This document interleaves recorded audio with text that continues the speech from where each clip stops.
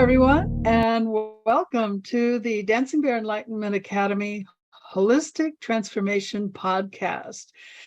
Today we have a beautiful new guest, Meilin Ehlke. Did I say your name right? Meilin? Meilin. I knew I messed it up. That's no Meilin, problem. like Eileen. Yeah, I know. Meilin Ehlke, and she is a healer. She is the oneness shaman and helps people see their beauty and live all they are in connection with all existing on our planet and beyond. Welcome, Meilin. I said your name wrong. No worries. Maybe that's my new name. Meilin. Yeah. Okay, I got it. Thank you for having me on your show. I'm honored to speak to your audience. Well, we're really happy to have you. So tell us about your shamanism. So I have a lot of different shamanic training. So you can be trained in a culture or you can be just generically trained. Tell us about your background with shamanism. In a way, I think I was doing it all my life, but what it was called, I had no idea. So my journey to the US helped me when I went on a journey of healing myself through receiving energy work like Rolfing or even chiropractic and learning with the healing with the Koreans, right? So self-healing and healing other people's body. And then I recognized the energy that I had within and what I was providing to others. I didn't know that what came out of my hot hands all my life. And and so my son was born. I think there were two. That's a pivot point for me. So once I learned all these things and improved my body because I have cerebral palsy, and I wanted to have a beautiful child and birth. Yeah, so I wanted to get my body first ready to receive a baby, and then also to give birth to it. And I'm very, very lucky. I have a beautiful son now. But that also what I didn't anticipate with what happened once he was born, I really wanted to live my truth even stronger. What else am I?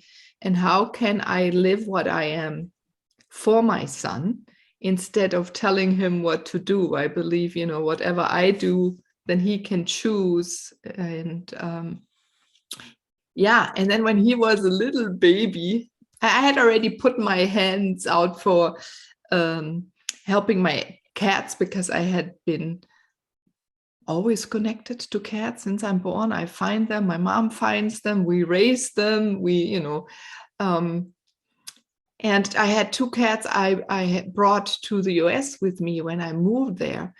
And so one of them was then 17 years old and was getting sick. And then a few years earlier, I had read a book about a woman doing healing for cats, and that book had attracted me so strongly. And she was a shaman for animals. And I called her on the day of my wedding. It's a little prize story, because my cat, I heard for the first time in my life, an animal speak to me. And I always wanted that too, that she would die when I'm on my wedding trip to Italy from Atlanta. I said, no. So I called this woman and she did a journey with me on the phone, and I experienced what healing she did. She told me what was happening to my cat and that my cat would wait. And she did wait to pass on even until my son was born. And then when the second cat wanted to go with her, he really had already water in his lungs, was already yellow. I called her and she said, oh, I'm in the airport. You can't listen, but I'll do it on the plane. And the next day, my cat was healthy again, was eating, was drinking. The yellow disappeared. I didn't have to put her asleep, which they wanted to do. And that got me curious. So I trained with her while my son was a baby. And that started the whole route of shamanism. And when my son was 3, we moved back to Germany.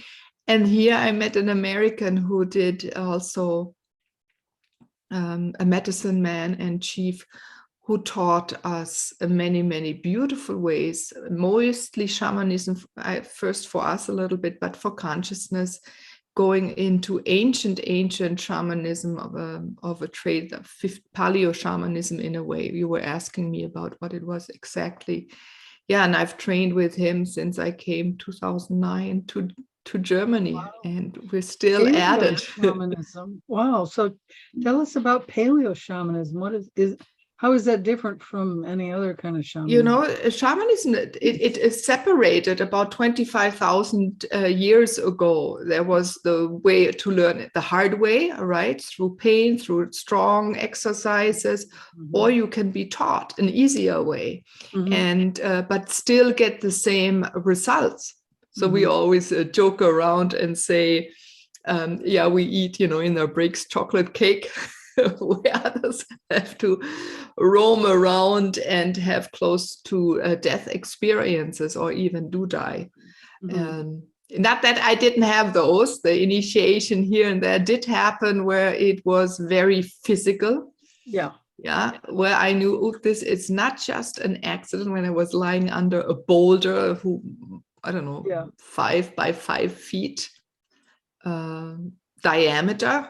And I knew the mountain, you know, I did a ritual. I wanted to throw my awareness on the mountain, then he threw the awareness on me.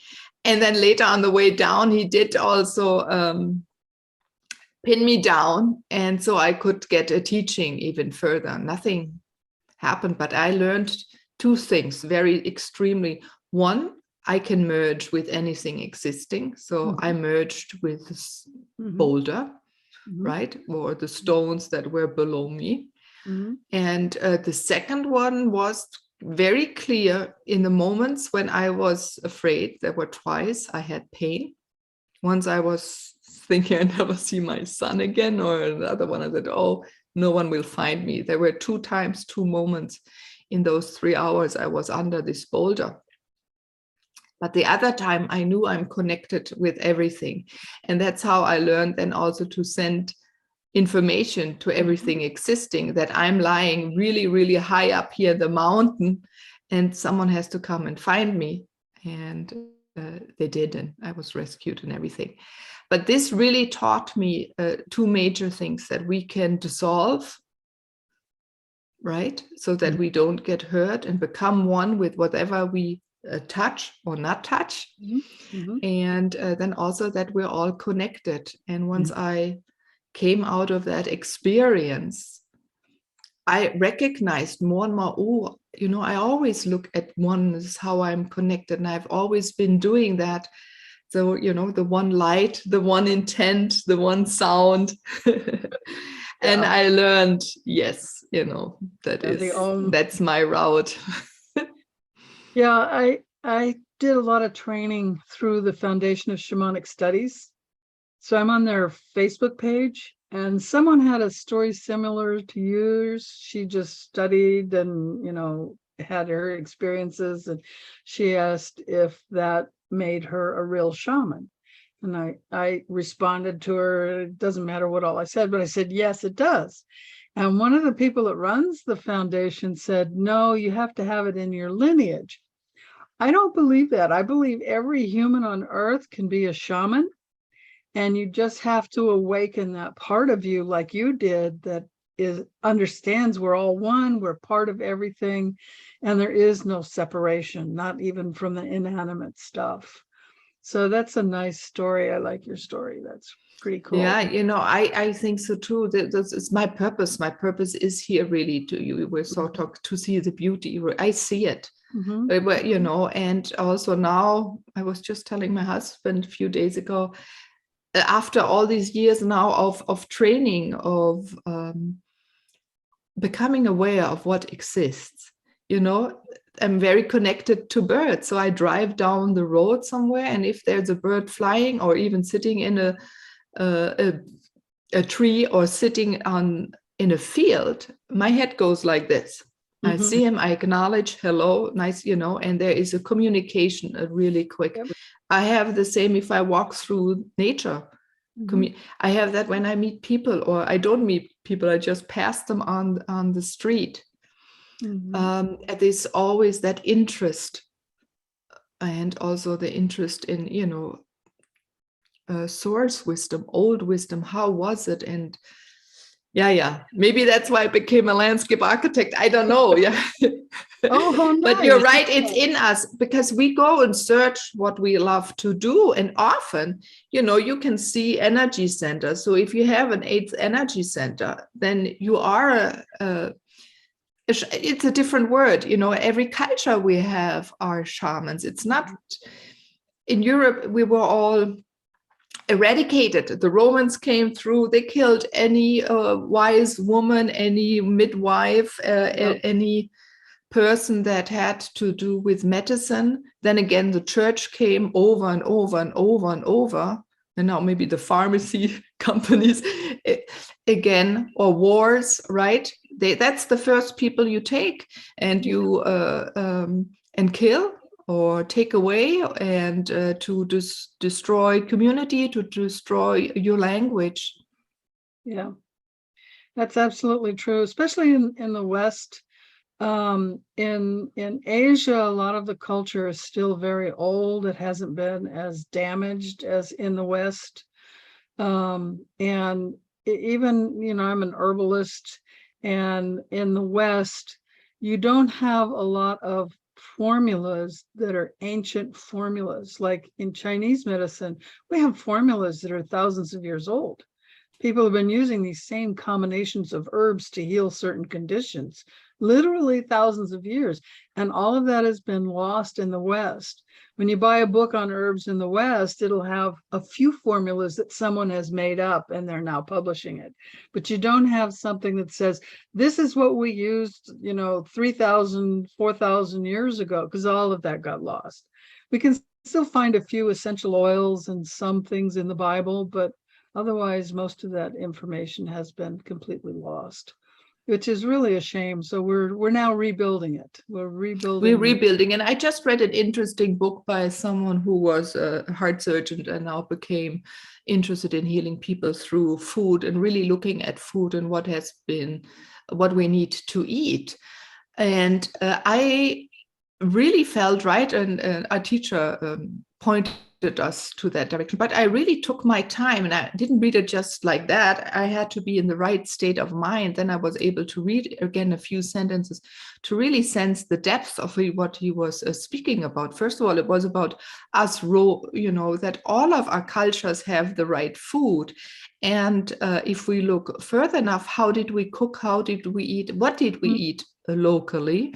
And that our bodies also adjusted to eat, and which plants we don't eat, and which plants do we now suddenly eat because they get transported or changed, right? The DNA gets changed, or even cooked different because maybe of speed.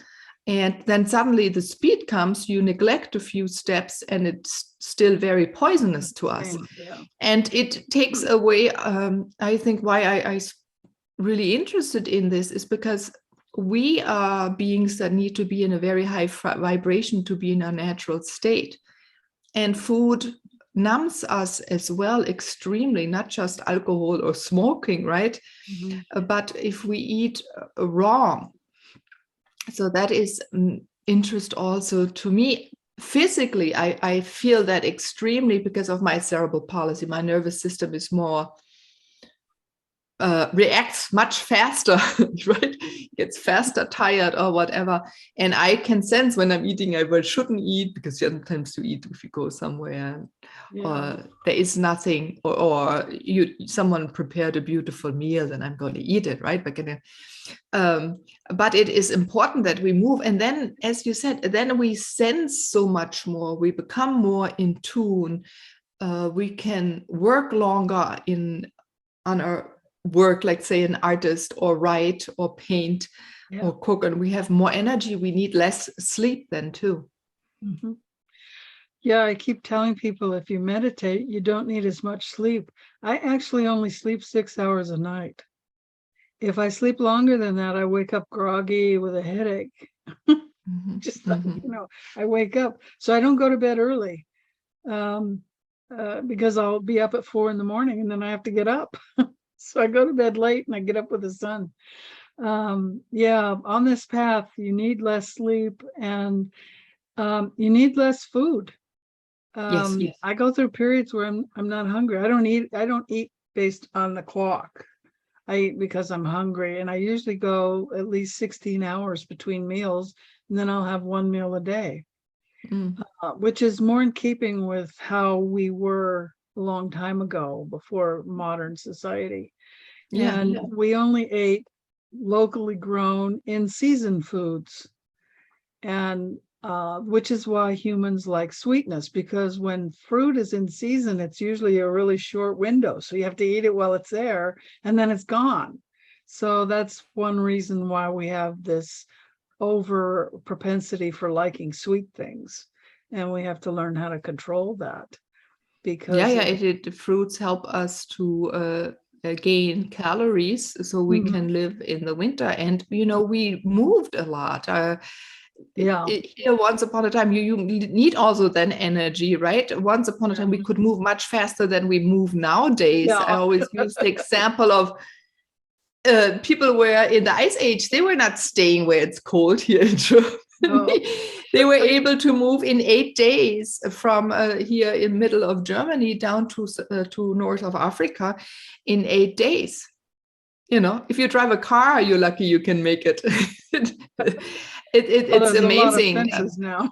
Yeah, and so we get pulled by a mountain. We can get pulled by a boulder. And again, I'm using a boulder example again because I lived many years in the mountains up in the Alps.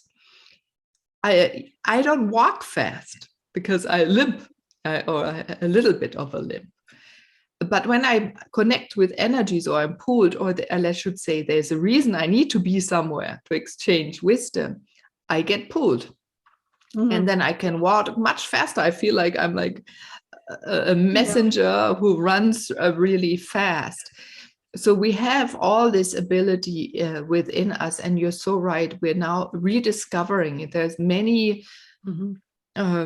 how a friend of mine said, that's so beautiful, from Austria. She said, we're finding now also the wisdom. So many wisdom keepers, many hundreds and thousands of years ago, they were really good in making information invisible. And so now that the global consciousness is ready to understand and to digest and to act on the wisdom, to accept it and to use it. This is the important thing. Yeah. To use it, to integrate it into our life and to dictate so we can create our own life. So this is appearing now. People are finding caves that have been closed thousands for years. The earth is bringing up crystals in some areas, right? Like suddenly appear. Really fascinating things are happening for us to understand. Even technology now, right? Suddenly you can read mounds. Why wasn't this technology there long before? But now it's there for us to see where are the places of the sacred sites. That sacred sites are our region, and they're surrounding every place in this, every country. So we don't all have to travel to 3 or 4 sacred sites around the world. No, but the energy there is really incredible. I now live just south of Sedona, so that's my view from my backyard, and my bedroom window is those red mountains, and the energy is just awesome. So I now live in that energy. I don't have to visit it. So do you know what soul retrievals are? Are you familiar with Yes, I that? learned soul You retrievals. did? Yes. So you do soul retrievals? Yeah, I still need Not to. so much. I don't do many. I'm a physical channel, so I channel a lot of star nations. I bring so much more for the future. So I sense what people are moving into, what they are becoming, what will happen in their life, and I help them remember through more sounds and some rituals to come together. Soul retrievals I haven't done in a long time. I found a different way, or maybe it's a different words to Could be a do it. different Yes, word. Yeah. yeah, It's a different Sandra ways. term. Yeah. I use them all the time. That and power animals. I think everybody should know at least one Yes, of their power animals. very important. It's for Yeah. us, for us here on this earth. All our allies, we don't use that word allies, friends, supporters, a fan club, I even say, right? That are there to answer our questions. It doesn't matter if you're outdoors or if you're sitting in a business room. So I do help people to use their gifts also in the workforce, so they can know what is happening and open up. And I've noticed too many tighten up and don't share enough of their wisdom, and that they have acceptance, that they accept, sorry, what they are, and that they're a living example. So other people open up as well. And once they do, people love it. They get more clients. That's so important, that we live all our facets and don't shun them. When I was in corporate America, all of my patients, well, there were clients back then before I became an acupuncturist, all my clients were in corporate America. That's how I got started with doing healing work, was people that I worked with. So yeah, there is a place for all of spirituality and shamanic work and healing work in corporate America, even though they claim it's off limits and you shouldn't talk about it. But I found people all over corporate America who were doing all kinds of spiritual work. And a lot of spiritual teachers today that I meet used to be in technology. Yeah, because it's not funny. A lot of people laugh, but I have a technical husband engineer, but they know how to think abstract. This is really interesting. So they believe it already in a way, because how does the satellite send information through the sky, you have to the telephone? Yeah. So many things are happening and already that they utilize. So then it's logic, and they're already fascinated by it. It's just a different approach to it. I came through animals and plants. So, I went over to the US to study veterinary medicine, and then learned about landscape architecture and studied that instead. But I brought it all together. Also my business education. We can bring all of it together to create and to do our work. And I think that is changing. Once, Beverly, I think now people speak much more open, because it's like in a salon, you can talk about it now. And we don't separate. If we don't separate and say, oh, spiritual and non-spiritual, but we're all spiritual. Yes. Maybe how we use that word spiritual is awkward. Then I sometimes use our natural state, right? Because everything else has a understanding, is a chorus, animals, they give birth to the moon. And why do all these things? We're the only ones that in a way fell out and are now relearning, and it will relearning really, really quick. And we have so much help from everywhere and all beings existing for us to move into being the optimal human being again. Yes, I agree with that completely. So do you work online with your clients, or you do work online? So yes, I do. So what can people expect if they work with you? Oh, calmness first, inner peacefulness. That's where it starts. And remembering what they are and being comfortable in their own skin. So many have been really hiding many of their gifts or not spoken. Often I'm a person, they say the first time they could talk about and share what they really know, and that they feel understood. So to feel understood, exactly, that's another thing. And then to build up the openness and expand and raise the higher vibration, so they can shine and radiate their knowledge out into the world and sense and notice how much more free and creative they become. So for sure, they'll notice creativity changing, improving, and then also how people respond to them. So do you help people with health issues? Yeah, little alignments, yes.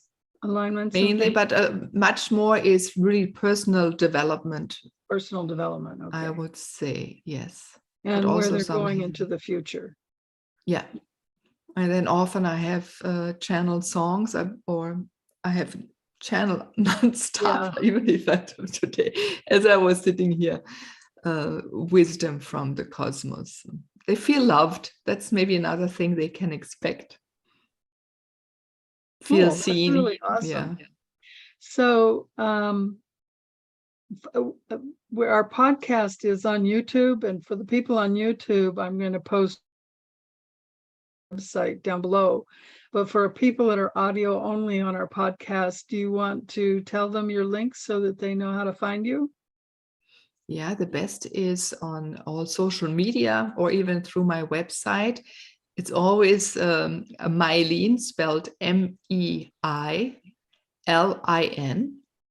Ehlke, the last name, and it's spelled EHLKE. So it's a .com or yeah, on all social sites. Meilin Ehlke. Yeah. Very good. Okay, so that will help our audio only folks. Or if you're listening, you can always come to YouTube and the link will be posted down below.